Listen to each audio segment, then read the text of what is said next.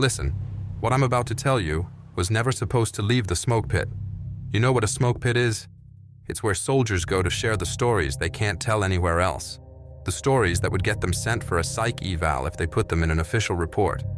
But this one needs to be told. Have you ever wondered why some military files stay classified for 75 years? Not 25 or 30 like most operations, but 3/4 of a century? They'll tell you it's about protecting sources and methods. They'll say it's operational security. But sometimes, just sometimes, it's because they don't know how to explain what really happened out there. Dating in the military is tough. You're gone for months, communication is spotty, and when you finally get leave, you just want to feel normal again. But what happens when normal stops existing? What happens when you bring something back with you that wasn't supposed to follow you home? I've changed the names in this story. Had to. Some of these people are still serving, still trying to forget what they saw in the ARGHANDAB River Valley during the winter of 2009. Others. Well, let's just say the Department of National Defense has a very specific way of handling soldiers who talk too much about certain incidents. The main guy in this story, we'll call him Corporal Jean-Pierre Bouchard. Good soldier from Quebec. Been in the Canadian Forces for 6 years when this happened. The kind of guy who follows orders, doesn't ask too many questions, and definitely doesn't believe in ghosts. At least he didn't before that December night in Kandahar province. You might think Afghanistan is all desert and heat, but in winter, in the mountains, it gets cold enough to freeze your breath in your throat. Cold enough that you start seeing things that aren't there. Or maybe they are there, and the cold just makes it easier to see them. The official report says it was equipment malfunction, stress-induced hallucinations, environmental factors affecting sensory perception. But 3 different soldiers don't hallucinate the same thing at the same time. 3 different soldiers don't all feel fingers running through their hair when they're locked inside an armored vehicle in hostile territory. Before I share this, you need to understand something. Every single person who was there that night has been reassigned, scattered across different bases, different provinces, some even different countries. That's not standard procedure. That's what happens when command wants to make sure people can't compare stories. But they forgot about the smoke pit. They forgot that soldiers talk. And now, 15 years later, with most of the witnesses either retired or gone, someone needs to tell you what really happened out there in the ARGHANDAB, because it's still happening. And it's not just in Afghanistan anymore. December 12th, 2009. That's when everything changed for Corporal Jean-Pierre Bouchard and his unit. The convoy rolled out from Kandahar airfield at 0500 hours, 20 vehicles strong.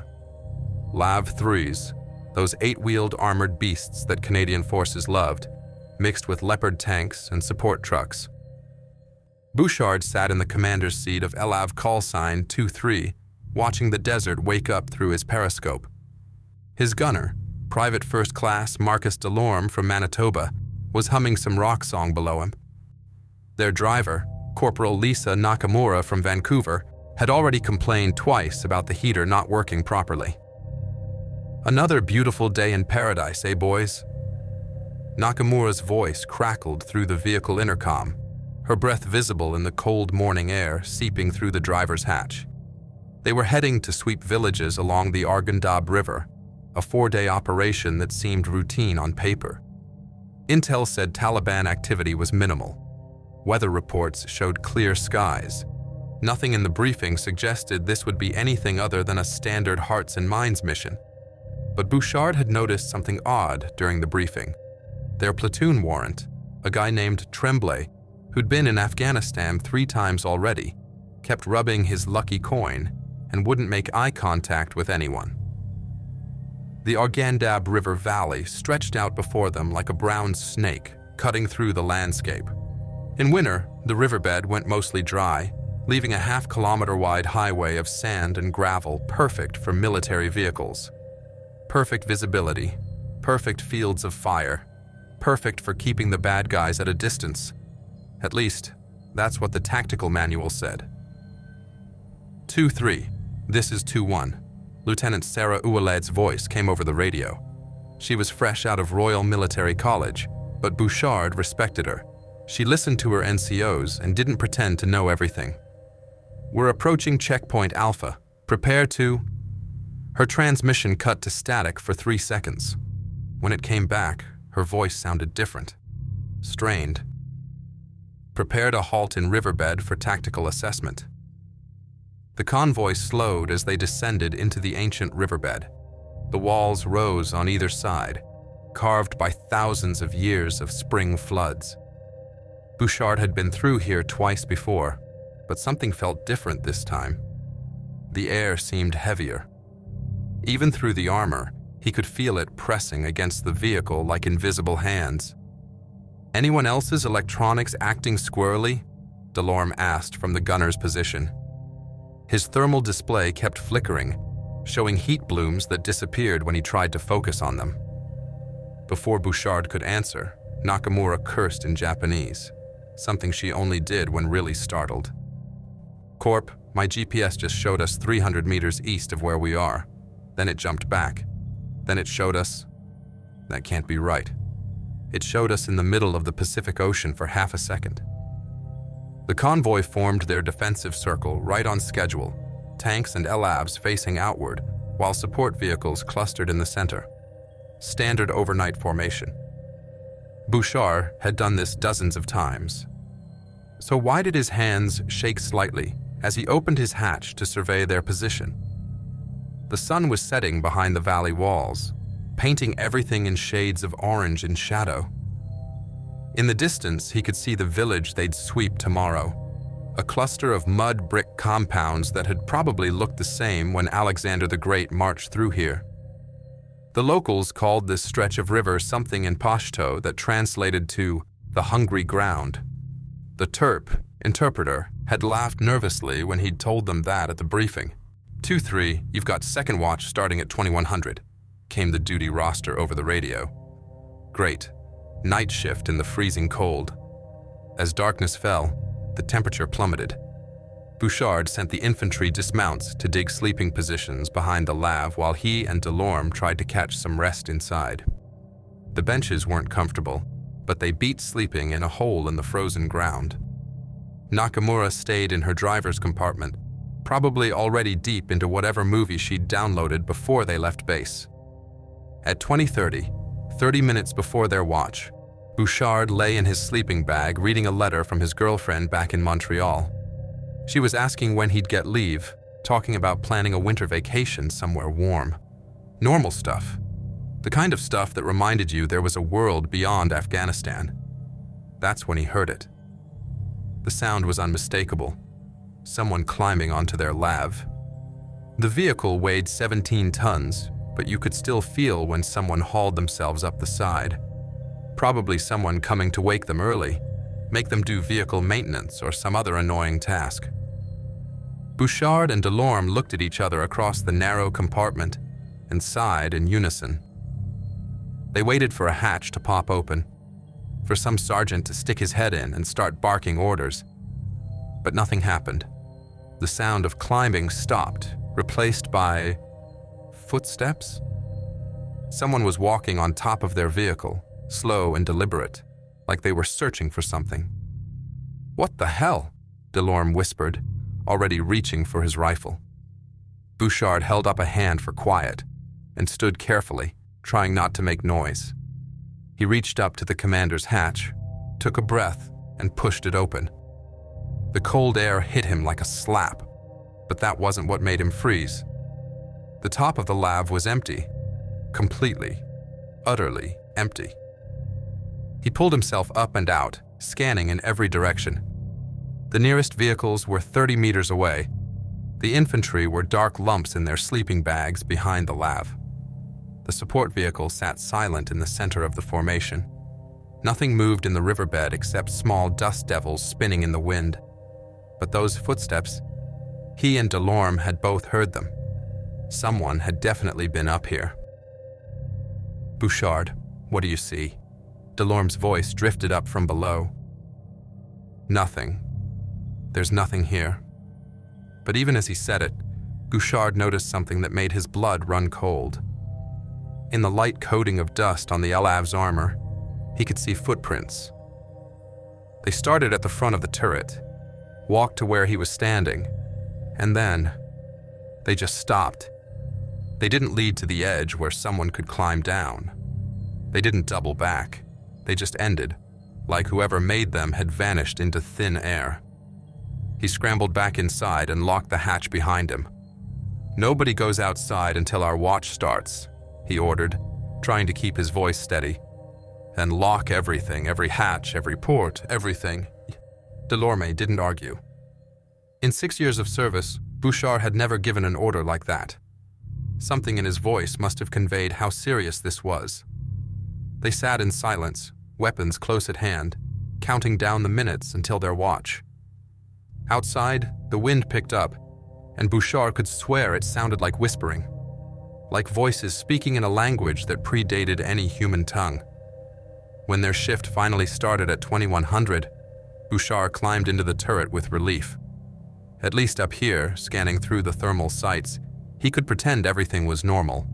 Just another night watch in Afghanistan. Just another few hours until dawn. But he couldn't shake the feeling that something was watching them from the darkness beyond their perimeter. Something that had been waiting in this riverbed for a very long time. And it was just getting started. The watch passed without incident until 22:47 hours. That's when everything went sideways. Bouchard was scanning sector when Delorme's voice cut through the intercom. Movement. 2 o'clock. About 300 meters. His voice had that edge that meant business. Not panic, but the kind of focus that comes from spotting a real threat. Bouchard swiveled the turret, peering through the thermal sight. The world appeared in shades of white and black, heat signatures glowing against the cold ground. At first, he saw nothing. Then, there. 3 figures moving along the riverbed's eastern wall. But something was wrong with how they showed up on thermal. "You seeing this?" Delorme asked. "Their heat signatures keep flickering." He was right. The figures appeared solid one moment, then seemed to fade like someone was adjusting the contrast on a TV. They moved wrong too, not the careful, tactical movement of Taliban fighters or the casual stride of civilians. They glided, covering ground without the up and down motion of normal walking. 2-1, this is 2-3, Bouchard called Lieutenant Ouellet. 3 unknowns approaching from the east, requesting permission to illuminate with spotlight. 2-3, wait 1. Her response came back tense. "We're seeing... Do you have positive thermal contact?" "Negative. Thermal contact is intermittent. Subjects appear to be..." How could he explain this? Phasing in and out of detection. All stations, Ouellet's voice carried new urgency. Multiple contacts approaching from various directions. Do not engage unless fired upon. Repeat, do not engage. The entire ring of vehicles came alive with reports. Every position was seeing the same thing. Figures that shouldn't exist, moving in ways that defied physics. Bouchard's mouth went dry. In 6 years of service, he'd never heard that kind of controlled fear in so many voices at once. "Corp," Nakamura's voice came through the intercom from the driver's compartment. "Something's wrong with my instruments. Everything's going haywire." Before Bouchard could respond, the figures stopped. All of them. At exactly the same moment. They stood there, maybe 200 meters out, just beyond effective small arms range. Waiting. 2-3, can you get a visual with the spotlight? Ouellet asked. Bouchard flipped on the massive searchlight mounted beside the main gun. The beam cut through darkness like a sword, illuminating nothing. The ground where the figures should have been was empty, but on thermal, they were still there, still watching. What kind of equipment malfunction shows the same false readings on 20 different vehicles? Delorme muttered. That's when Nakamura screamed. It wasn't a normal scream. It was the sound of pure, primal terror. Bouchard practically fell out of the turret trying to get to her. He dropped through the crew compartment, Delorme right behind him, and yanked open the passage to the driver's area. Nakamura sat rigid in her seat, eyes wide, breathing in short gasps. "Something touched me," she whispered. Something ran fingers through my hair. "That's not," Bouchard started to say, "impossible," then stopped. After tonight, that word had lost all meaning. "There's no way anyone could get in here. We locked everything down." "I know what I felt," her voice cracked. "Cold fingers, from behind, but there's nobody." She gestured at the cramped driver's compartment. There was barely room for one person, let alone two. Delorme squeezed past Bouchard to check the driver's hatch. Locked from inside. No way anyone came through here. A burst of radio chatter interrupted them.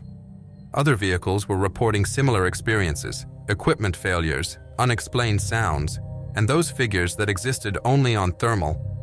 But 2-3 seemed to be getting special attention. "We need to report this up the chain," Bouchard said, trying to sound calm and authoritative. What he really wanted was to get the hell out of this riverbed. "Report what?" Nakamura laughed, but there was no humor in it. "That we're being stalked by thermal ghosts? That invisible hands are playing with my hair? They'll ground us for psychoval." She was right, but they had to do something. Bouchard keyed his radio. 2123, requesting permission to start engine and adjust position. "We're experiencing technical difficulties." -23, hold position. Higher is monitoring situation. Higher? That meant this had already gone above Lieutenant Ouellet, way above if Bouchard's guess was right. Which meant someone, somewhere, knew exactly what was happening out here. The next hour crawled by. The figures on thermal never moved, never advanced, just stood there in a perfect circle around the convoy. Other crews reported more incidents, tools moving on their own, whispers in languages nobody recognized, and temperature drops that frosted breath inside sealed vehicles. At 0000 hours, midnight exactly, everything changed. The figures vanished. Not gradually, not one by one. Every thermal contact disappeared in the same instant, like someone had flipped a switch. The temperature inside the LAV, which had been dropping steadily, suddenly normalized. Radios cleared up. GPS systems locked onto satellites again. "All stations, this is 2-1, Ouellet sounded exhausted. "Maintain current watch schedule. Report any further anomalies immediately. 2-3, I need you to document everything that happened. Everything." Dawn couldn't come fast enough.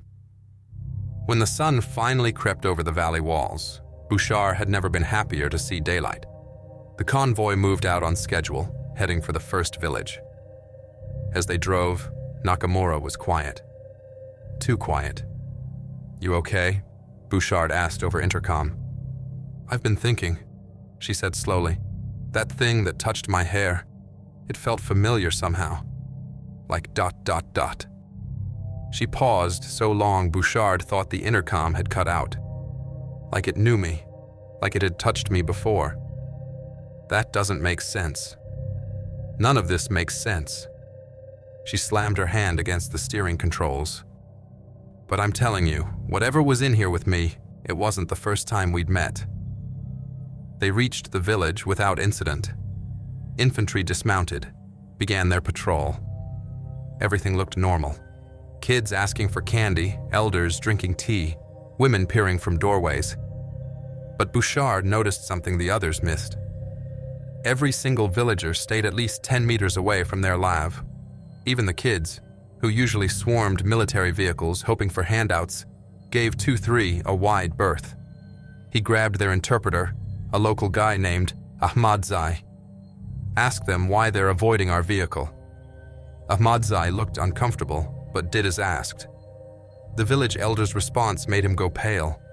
He argued with the old man in rapid Pashto, obviously not liking what he heard. "What did he say?" Bouchard pressed. He says... Ahmadzai swallowed hard. He says your vehicle carries passengers. Old passengers. From before. Before what? From before the living claimed this valley. He says the hungry ground has marked your metal beast. Says the ancient ones have chosen it as their window. Window to what? Ahmadzai looked him straight in the eye. To here, to now, to us. He backed away slowly. I'm sorry, Corporal. I cannot translate for your vehicle anymore. Find another terp. That night, they harbored in a different spot, a flat plain away from the river. Bouchard thought maybe, just maybe, leaving that cursed riverbed would end whatever had started there. He was wrong. So very, very wrong. Because when he finally managed to fall asleep, he dreamed of cold fingers running through his hair. And when he woke, there were strands of long black hair on his pillow. Hair that didn't belong to anyone in their crew. Hair that, when they tested it weeks later, wasn't entirely human. December 14th, 2009. Day 3 of the operation, and Bouchard hadn't slept more than 2 hours straight since the riverbed. The hair he'd found on his pillow was sealed in an evidence bag, hidden in his personal kit. He hadn't reported it. How could he? Excuse me, sir, but I woke up with someone else's hair in my bed, inside a locked armored vehicle, in the middle of a combat zone. Yeah, that would go over well. But he wasn't the only one keeping secrets. After morning briefing, Sergeant Michel Fortier pulled him aside. Fortier was old school, 15 years in, tours in Bosnia and Afghanistan, the kind of NCO who'd seen everything, or thought he had. Bouchard, we need to talk, privately. Fortier's eyes darted around the temporary command post they'd set up in an abandoned compound.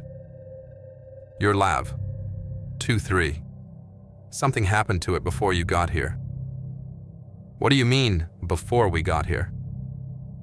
Fortier lit a cigarette with shaking hands. Since when did Fortier's hands shake? I mean 3 months ago, different crew. They were doing route clearance near that same stretch of river when their LAV just stopped. Dead. No power, no comms, nothing. When the recovery team got there 6 hours later, the crew was catatonic. All 3 of them, just sitting there, eyes open, but nobody home. Post-traumatic stress, Bouchard offered, but even he didn't believe it. That's what the brass said. But here's the thing. When those guys finally started talking again, they all told the same story. Said something came through the armor. Not around it, not under it, through it. Like the metal didn't exist. Fortier took a long drag. One of them, kid named Thompson, kept talking about a woman with no eyes. Said she touched his face and showed him things. Showed him what? The valley. But not now. From before. Way before. When there was water in that river and things lived in it that weren't quite human. Fortier crushed out his cigarette. Thompson's in a psych ward in Edmonton now. The other 2? Training accidents. Both of them. 3 weeks apart. Bouchard's blood turned to ice. You're saying someone killed them? I'm saying people who talk about what happens in 2-3 have bad luck. Real bad luck. Fortier looked him straight in the eye. So maybe keep that hair to yourself, yeah? That afternoon, while the infantry swept another village, Bouchard did something he'd never done before. He accessed the classified incident reports on the military network. His security clearance was just high enough to see the summaries, and what he found made him wish he hadn't looked. November 2009, LAV 2-3 crew reports. Hostile presence inside vehicle. All 3 members later diagnosed with shared psychotic disorder. August 2009, Vehicle 2-3 experiences total electronics failure in ARGHANDAB Valley. Crew found in catatonic state. May 2009, Corporal Jenkins, assigned to 2-3, goes AWOL after reporting conversations with entities inside vehicle. Body never found. February 2009, LAV 2-3 damaged by IED. During repairs, Mechanics report finding biological material of unknown origin inside crew compartment. Samples sent for analysis, results classified. The list went back further, but Bouchard's access ended there. 7 incidents in 1 year, always the same vehicle, always in or near the ARGHANDAB Valley, and always the crews either went crazy, went missing, or had accidents. Find something interesting? Bouchard spun around. Lieutenant Ouellet stood behind him, but her usual friendly expression was gone. She looked tired, scared even. "Ma'am, I know what you were doing, Corporal. Same thing I did last night." She pulled up a chair. "We need to share information, all of it, because something tells me Command isn't going to help us." Over the next hour, they pieced together a terrifying pattern. It wasn't just 2-3. Other vehicles had reported incidents too, but 2-3 was different. 2-3 was special. Every crew assigned to it eventually had an encounter, and those encounters were escalating. "The mechanics found something else," Ouellet said quietly. "When they stripped 2-3 down after the IED hit, they found markings, scratched into the armor from the inside. Symbols that looked almost like writing, but no language anyone recognized." "Did they photograph them?" "They tried. Every photo came out black, like the camera couldn't see what was really there." She rubbed her temples. "Bouchard, I've been in contact with a friend at National Defense Headquarters, unofficially. She says there's a whole filing cabinet dedicated to ARGHANDAB incidents. Goes back to when the Soviets were here." "The Soviets had the same problems?" "Worse. They lost an entire armored column in 1987. 15 vehicles entered the valley, 3 came out. The survivors were so traumatized the KGB had them disappeared." She leaned closer. "But here's the kicker. Local records go back even further. British in the 1800s, Alexander the Great. All of them reported losing men in that valley to unseen forces. That night, Bouchard gathered Nakamura and Delorme in the Lavi. If they were going to face whatever this was, they needed to work together." "I've been doing some research," Nakamura said, surprising them both. "That thing about the hungry ground? It's not just a local legend. The geological surveys show this whole valley sits on top of a massive cave system, unexplored.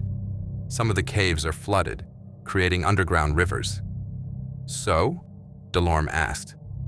"So what if something lives down there? Has always lived down there?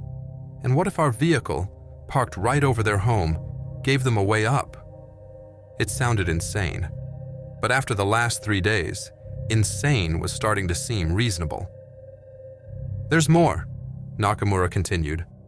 "I've been tracking our electronics failures. They're not random.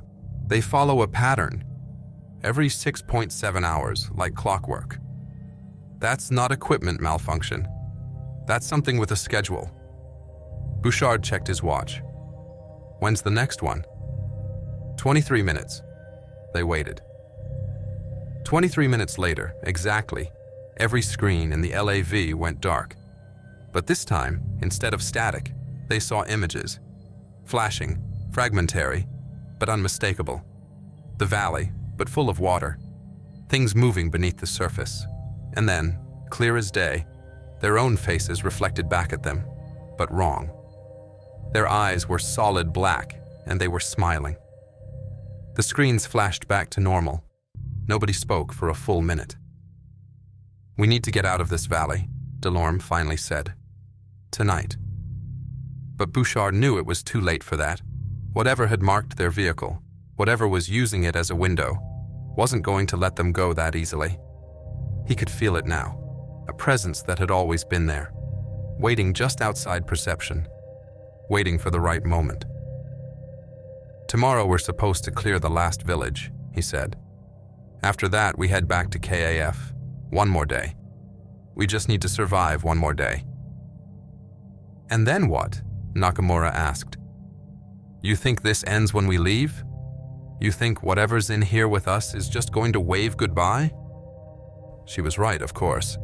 But what choice did they have? Report ghost sightings and get pulled from duty? abandon their vehicle and face court-martial? Number. They were soldiers. They'd face this threat like any other, together, alert, and ready for anything, even if anything was starting to include things that shouldn't exist. That night, Bouchard made one last discovery. Hidden in the vehicle's maintenance log, written in pencil so faint he almost missed it, was a note from a previous crew member. They're not ghosts, they're scouts, and they've found what they're looking for. Underneath, in different handwriting, God help whoever's in this vehicle when they decide to take it. December 15th, 2009, 0300 hours, their last night in the valley. Bouchard jerked awake to the sound of Nakamura's voice over the intercom, but it wasn't right. She was speaking, but the words were backwards, like a recording played in reverse. Then, just as suddenly, her normal voice cut through. "Did you guys hear that? I didn't say anything just now." Before anyone could answer, the LAV's interior lights flashed on, all of them, which should have been impossible. They were on blackout conditions, lights disabled to prevent giving away their position. But there they were, blazing bright white, turning the inside of the vehicle into a fluorescent nightmare. "Kill those lights!" Bouchard hissed, frantically hitting switches. Nothing worked. The lights stayed on, and now they were pulsing, breathing, like a heartbeat made of electricity. Through the blazing light, Delorme pointed at the turret displays. Every screen showed the same thing. Their vehicle from above. Not from a drone or satellite. From directly above, maybe 10 meters up, looking straight down through the armor. They could see themselves on the screens, tiny figures scrambling inside a metal box. "That's not possible," Delorme breathed.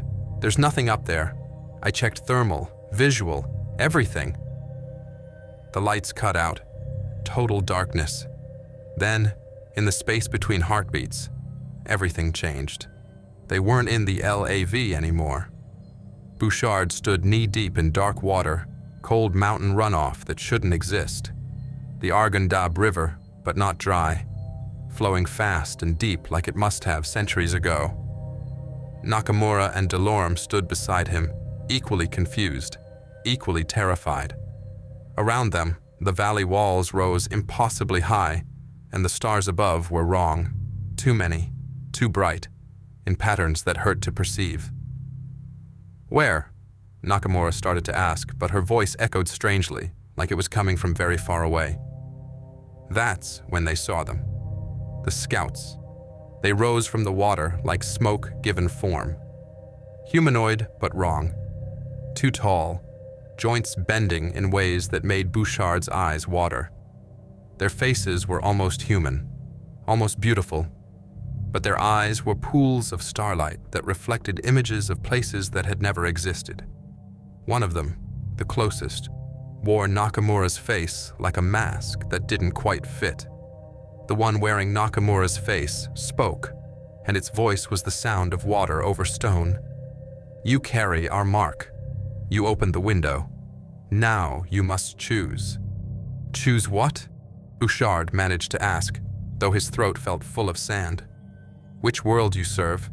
The one that was, that will be again, or the fleeting shadow you call reality?" The creature tilted its head at an angle that would have snapped a human neck. "Your metal shell has been our bridge. Through you, we've tasted your world. It's lacking." Delorme raised his rifle. When had they brought their weapons? But the metal was soft as clay in his hands, drooping like melted wax. The creature that might have been laughing, a sound like breaking glass, reached out and touched the weapon. It turned to water, splashing at Delorme's feet. "Your tools mean nothing here," another scout said, this one wearing a face that might have been Bouchard's mother if she'd been stretched on a rack. "This is the between place. The always was. Your kind built your reality on top of ours, but foundations shift. Walls grow thin, and we grow hungry." The water around them began to rise, not slowly, rushing upward as if the valley was filling from some unimaginable source below. Bouchard grabbed his crew, pulling them together as the current tried to tear them apart. The scouts watched, patient as stone, as the water reached their chests. "Take us back," Nakamura screamed. "We didn't ask for this." "No," the first scout agreed, "but you answered. Every time you felt our touch and didn't flee. Every time you looked for answers instead of running. Every time you stayed in our marked vessel instead of abandoning it." It smiled with too many teeth. "You chose curiosity over survival. How wonderfully human." The water covered their heads. Bouchard held his breath, lungs burning, vision going dark. This was it. This was how they died. Not in combat, not heroes, but drowned in a river that didn't exist by things that shouldn't be. Then, air. Gasping, choking, they were back in the Alav, soaking wet in the middle of the desert. The screens were normal, the lights were off, but the smell, river water, and something else, something organic and ancient, filled the compartment.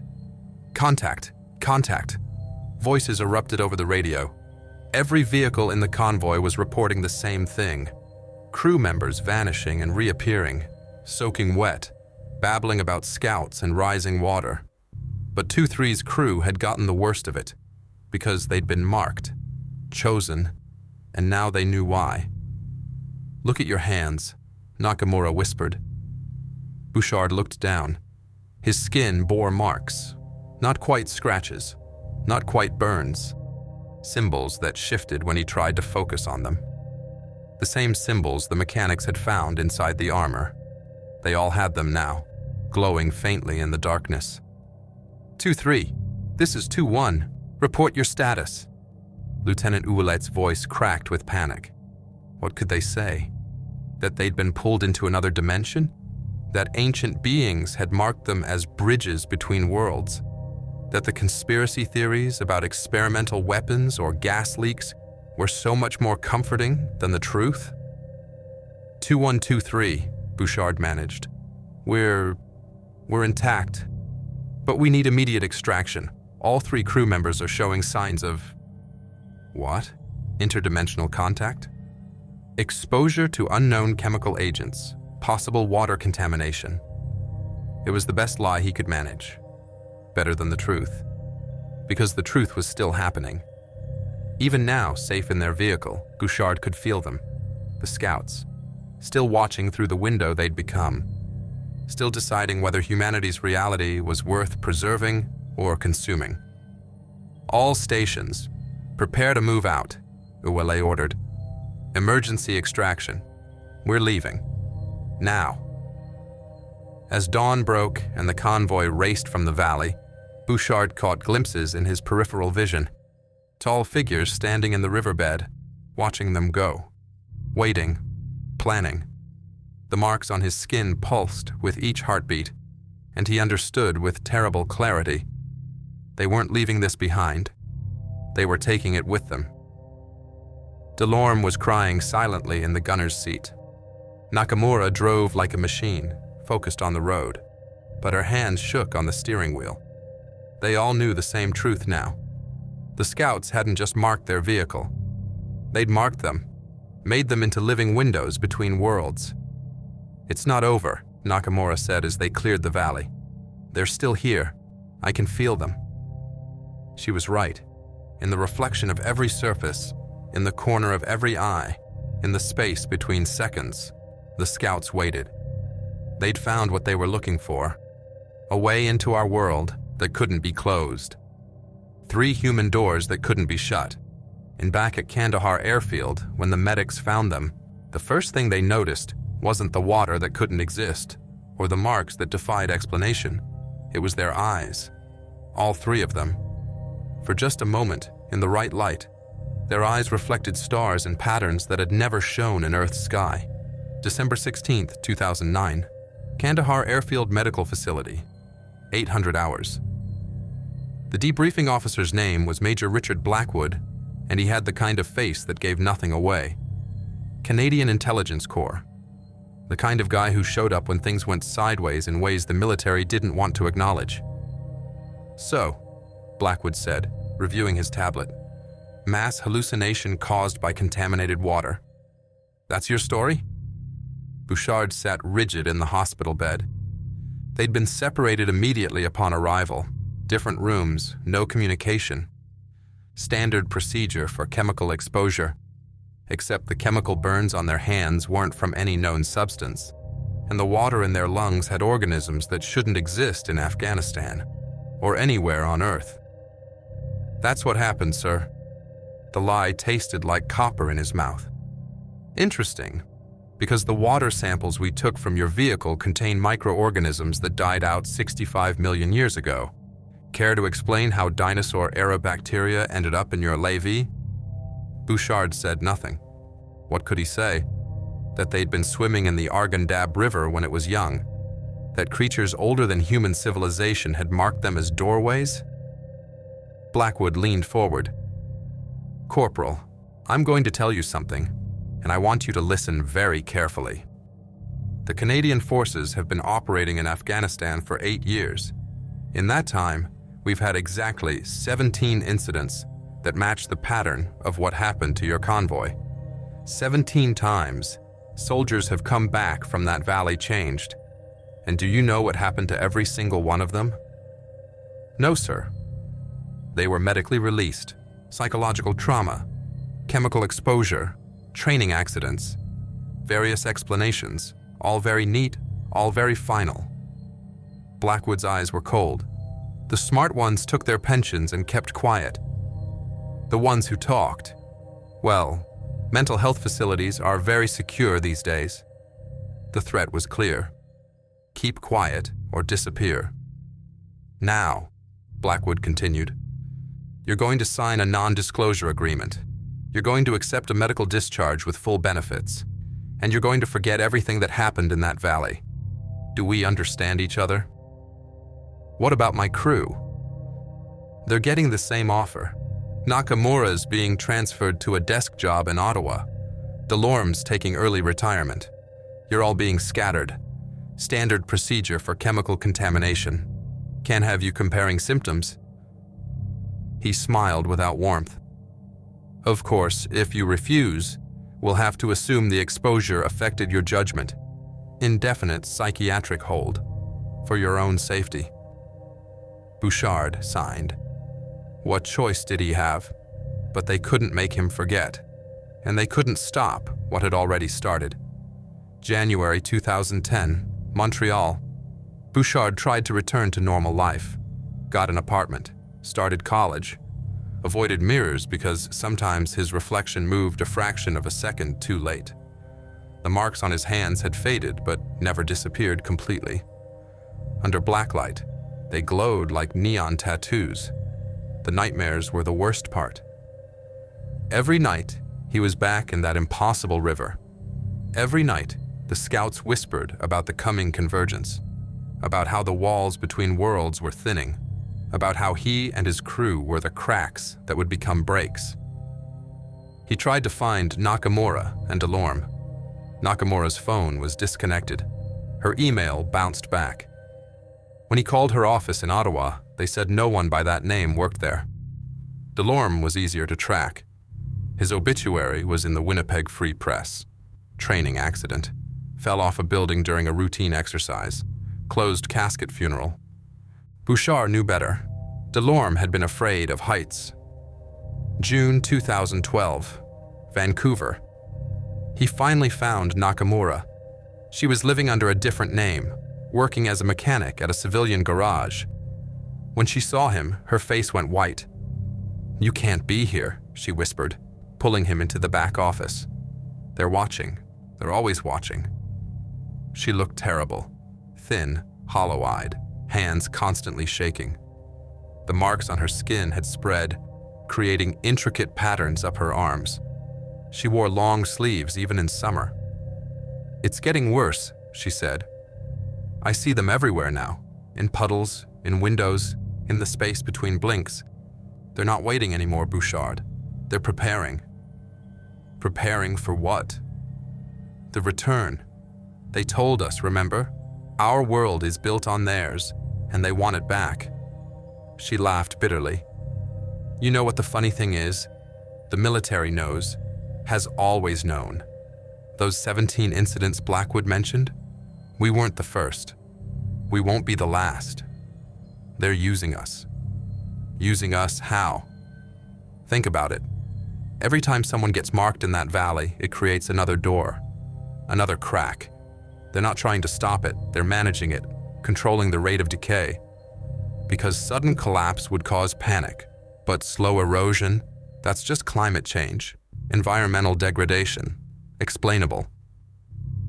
She showed him documents she'd stolen before her discharge, satellite photos of the ARGHANDAB Valley showing electromagnetic anomalies, classified reports dating back to the 1960s, maps marking similar sites around the world, places where reality was thin, where things leaked through. There are hundreds of us, she said, marked ones, living doors. Most don't last long. The human mind isn't meant to exist in two realities at once. Delorme couldn't handle it. Put his service weapon in his mouth rather than feel them crawling through his thoughts one more time.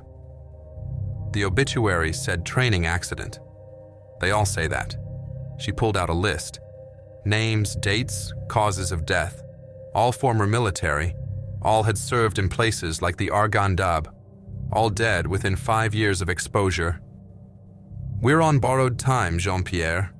Every day we exist, we make the barrier weaker. Every night we dream, we let them see more of our world. December 2019. 10 years later. Bouchard was one of the lucky ones. He'd learned to live with it. Meditation helped. So did alcohol, though that was a dangerous path.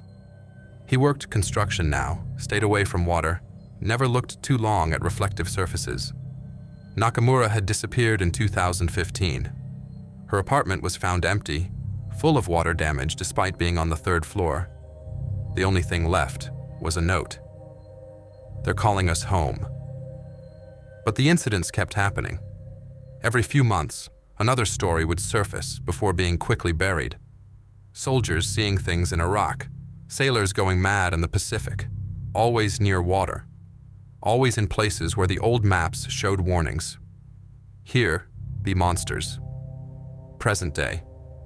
2024. The email came through an encrypted server, no return address. If you're reading this, you're one of the few who survived. The convergence is accelerating. They need us to speak, to warn, to prepare. The old agreements are breaking down. Check the news about the ARGHANDAB Valley, then decide if you're ready to tell the truth. Bouchard checked. The entire valley had been evacuated. Officially, it was due to severe geological instability. Unofficially, locals reported the dry riverbed had filled overnight with black water that reflected stars during daylight. Water that whispered. That's when he decided to tell this story, because people need to know. The military won't admit it. The government won't acknowledge it. But it's happening, has been happening, will keep happening until there are too many cracks to patch. The scouts were right about one thing. We chose curiosity over survival. And that curiosity opened doors that can't be closed. Sometimes, late at night, Bouchard still feels them watching through his eyes. Still hears their whispers about the world that was, that will be again. The marks on his hands pulse with his heartbeat, and he knows, deep in his bones, that he's not fully human anymore. None of the marked ones are. We're something in between. Bridges between what is and what was. Living reminders that our reality is just one layer of something much older and much stranger. And somewhere, in a classified facility he'll never see, someone is reading his story and deciding whether he's finally become too much of a liability to leave running free. But it doesn't matter now. The truth is out there, spreading like water finding cracks. And water always finds a way through. The ARGHANDAB Valley is just the beginning. So now you know why some stories never leave the smoke pit. Every military base has one. That place where the officially impossible gets shared between drags on cigarettes and sips of coffee that tastes like motor oil. where sergeants with thousand-yard stares admit they've seen things that would make civilians question reality itself, where young privates learn that enemy contact doesn't always mean what the field manual says it means. The story of Lav 2-3 and Corporal Bouchard isn't unique. Ask around, carefully, quietly, and you'll hear variations from every conflict, every deployment. A patrol in Vietnam that came back speaking languages that linguists couldn't identify. A submarine crew in the Arctic who surfaced with ice in their lungs despite never leaving their sealed vessel. A forward operating base in Iraq where the guard towers reported movement every night at 0300, but the thermal imaging showed nothing but cold spots in the shape of people. The military doesn't talk about these things officially. Can't. How do you write an after-action report for an encounter with something that predates human civilization? How do you request air support against entities that exist between dimensions? What's the rules of engagement for scouts from a drowned world?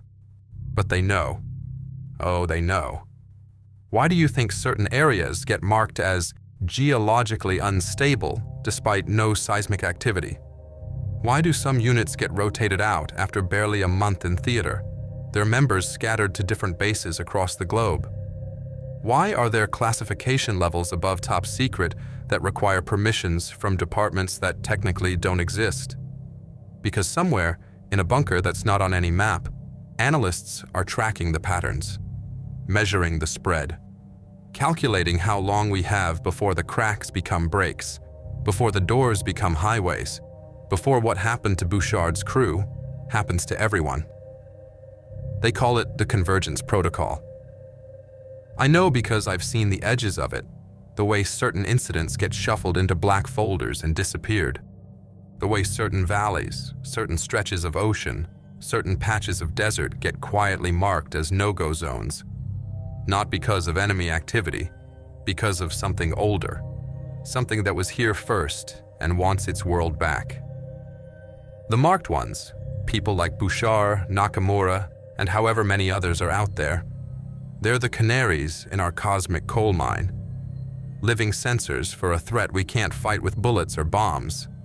Every nightmare they have, every time they see those impossible stars reflected in their eyes, every time water appears where it shouldn't be, it's all data, all evidence that the walls between worlds aren't as solid as we pretend they are. But here's what keeps me up at night. The military isn't trying to stop it anymore. They're just trying to control the rate of decay. Like they've already accepted that our reality is temporary, that the scouts and whatever they serve are going to reclaim what we built our world on top of. The only question is whether it happens tomorrow or in 100 years. So why am I telling you this? Why risk my pension, my freedom, maybe my life to share a story that sounds like the ravings of someone who spent too long in the desert? Because ignorance isn't protection. Because pretending the monsters aren't real doesn't make them go away. Because every soldier who comes back changed. Every family who loses someone to a training accident. Every person who disappears near water that shouldn't exist. They deserve to have their truth acknowledged. The ARGHANDAB Valley is still evacuated. The water that appeared overnight hasn't receded. If anything, it's spreading, slowly, inch by inch, reclaiming the ancient riverbed. Satellites show things moving in that water. Things that look almost human until you realize they're too tall, bend wrong, exist in spaces that hurt to perceive. They're not hiding anymore. They're done being scouts. They're coming home, and we're living in their house. Remember that the next time you thank someone for their service. Some of them are serving in ways you can't imagine, holding lines against things that make the Taliban look like a conventional threat. Some of them are holding those lines inside their own minds, and some of them have already lost.